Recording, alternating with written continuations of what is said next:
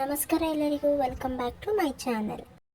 ಇವತ್ತು ನಾನಿಲ್ಲಿ ice cream ಮಾಡ್ಕೊಂಡಿದ್ದೀನಿ. ಮ್ಯಾಂಗೋ ಐಸ್ ಕ್ರೀಮ್ ಮನೆಯಲ್ಲೇ.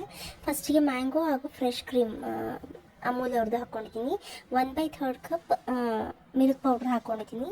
ಹಾಗೆ 1/2 ಕಪ್ ಹಾಫ್ ಕಪ್ ಶುಗರ್ ಹಾಕ್ಕೊಂಡಿದ್ದೀನಿ. ಇಲ್ಲಿ ಮ್ಯಾಂಗೋ ಸ್ವೀಟ್ ಇದ್ದ ಕಾರಣ ನಾನಿಲ್ಲಿ ಹಾಫ್ ಕಪ್ ಶುಗರ್ ಹಾಕ್ಕೊಂಡಿದ್ದೀನಿ. ಹಾಗೆ ಕೇಸರಿ ದಳಗಳನ್ನ ಕೂಡ ಹಾಕ್ಕೊಂಡಿದ್ದೀನಿ. ಈಗ ನಾನು ಇದನ್ನು ಮಿಕ್ಸಿ ಮಾಡ್ಕೋಬೇಕಾದ್ರೆ ಸ್ವಲ್ಪ ಹಾಲು ಹಾಕ್ಕೊಂಡು ತೆಳ್ಳಗೆ ಮಾಡ್ಕೋಬೇಕಿತ್ತು. ನಾನು ಸ್ವಲ್ಪ ದಪ್ಪ ಮಾಡ್ಕೊಂಡ್ಬಿಟ್ಟಿದ್ದೀನಿ. ಹಾಲೇನು ಉಪಯೋಗಿಸಿಲ್ಲ ಇಲ್ಲಿ ನಾನು. ಆದ್ದರಿಂದ ಸ್ವಲ್ಪ ನನಗೆ ಇಲ್ಲಿ ಐಸ್ ಕ್ರೀಮ್ ಗಟ್ಟಿ ಬಂತು. ಆದರೆ ನೀವು ಮಾಡಬೇಕಾದ್ರೆ ಸ್ವಲ್ಪ ಹಾಲು ಹಾಕ್ಕೊಂಡು ಒಂದು ಸ್ವಲ್ಪ ಕನ್ಸಿಸ್ಟೆನ್ಸಿ ತೆಳ್ಳಗೆ ಮಾಡಿಕೊಂಡ್ರೆ ಸಾಫ್ಟಾಗಿ ಬರುತ್ತೆ. ಅಂದರೆ ನಾವು ಸರ್ವ್ ಮಾಡ್ಕೋಬೇಕಾದ್ರೆ ಅದು ಸಾಫ್ಟಾಗಿ ಇರುತ್ತೆ. ನಂತರ ನಾನು ಓವರ್ನೈಟ್ ಡೀಪ್ ಫ್ರೀಸಲ್ಲಿ ಇಕ್ಕಿದ್ದೆ.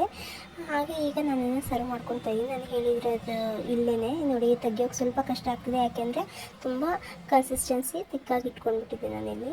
ಅದರಿಂದ ಸ್ವಲ್ಪ ಸಾಫ್ಟ್ ಇದ್ದರೆ ನಾವು ಐಸ್ ಕ್ರೀಮ್ ಸ್ಕೂಪರಲ್ಲೇ ಸ್ಕೂಪ್ ಮಾಡ್ಕೊಬೋದಿತ್ತು. ಇಲ್ಲಿ ನಾನು ಸ್ಪೂನ್ ಸಹಾಯದಿಂದ ಕಟ್ ಮಾಡಿ ಹಾಕ್ಕೊಂಡಿದ್ದೀನಿ. ಬಟ್ ಟೇಸ್ಟ್ ಮಾತ್ರ ಸೂಪರಾಗಿ ಬಂತು. ನೀವು ಟ್ರೈ ಮಾಡಿ ಹೇಗೆ ಬಂತು ಅಂತ ತಿಳಿಸಿ.